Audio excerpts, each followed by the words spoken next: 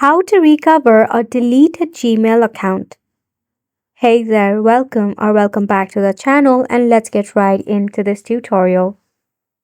To recover a deleted Gmail account, you need to search for recover a recently deleted Google account, or you can head over to support.google.com. Over here, click on the given link.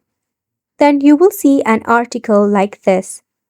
Now, in the first step, you will see this link. Follow the step to recover your account. You actually need to tap on this given link. This will redirect you to an interface like this. Here, you need to enter the email address or phone number associated with that particular email address that you have accidentally deleted. Once you have entered the email address, click on the next step.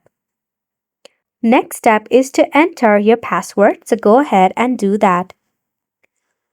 After you have entered your password, for your verification, it will send you an interface like this, to which you have to confirm it is actually you who is trying to recover the account.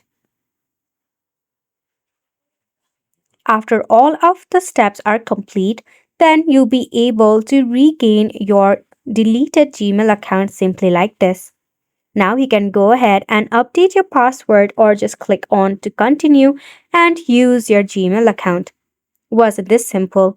So make sure to go ahead and give this a try, and thank you so much for tuning in. We will see you very soon.